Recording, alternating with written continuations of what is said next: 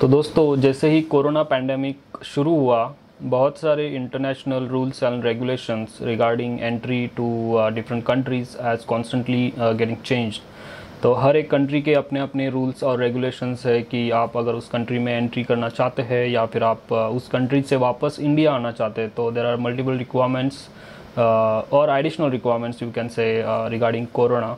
So I just wanted to share my experience how I traveled from Mumbai airport to Copenhagen.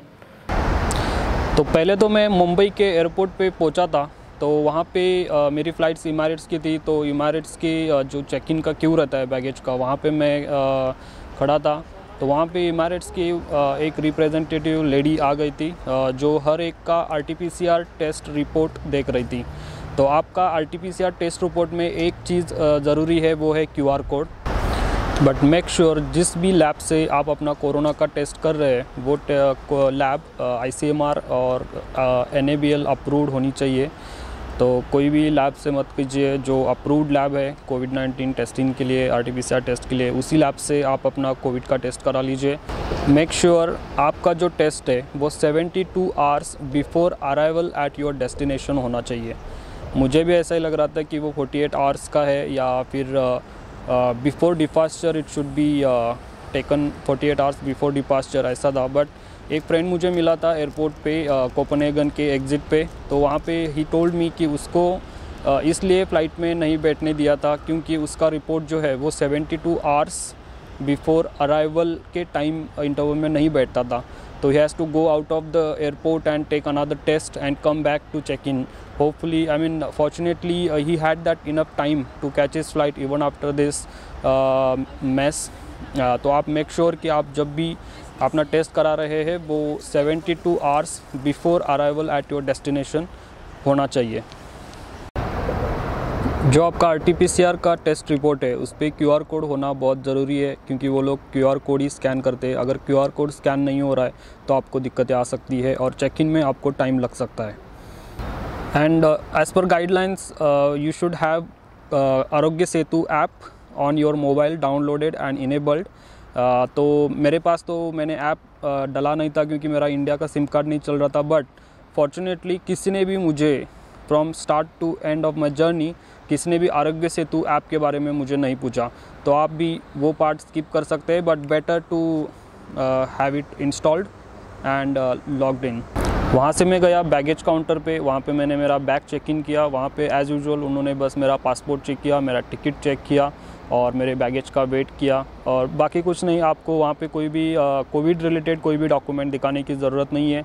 उसके बाद मैं गया immigration, security checks, immigration और उसके बाद स्मूथली मैं फ़्लाइट में बोर्ड कर गया.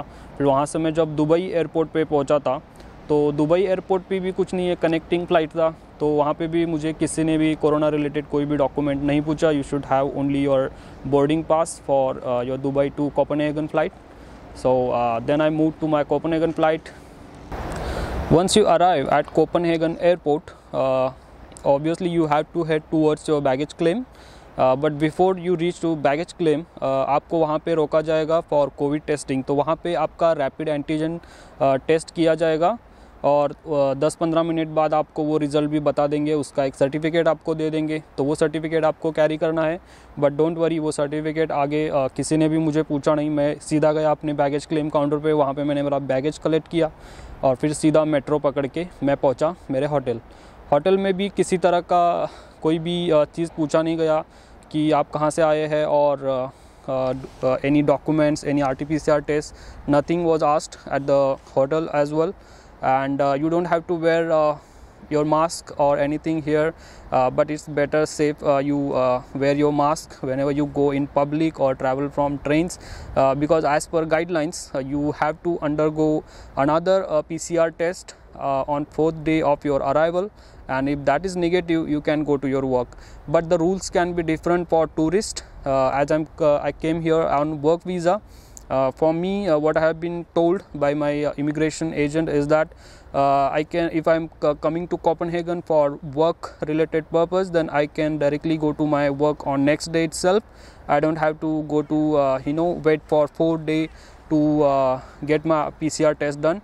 but on safe side I requested my manager here that I had to go to get my PCR test done on 4th day, and I'll be joining on 5th day. So 4 days I'm working from home, and then I'll be joining my work on 5th of November.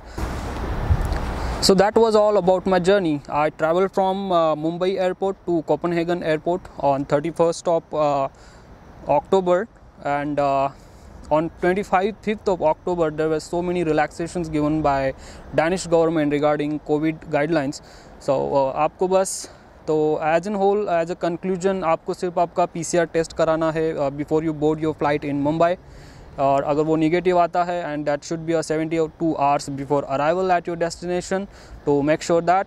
और तो कुछ आपको ज़रूरत नहीं है, बाकी जो travel के डॉक्यूमेंट्स है, आपका पासपोर्ट, आपका वीज़ा, ये सब आपका होना चाहिए, and nothing to worry about. It's very safe to travel to Copenhagen and any other Scandinavian countries, but make sure you check the guidelines whichever country you are traveling to, because these guidelines are getting changed every 2 or 3 weeks.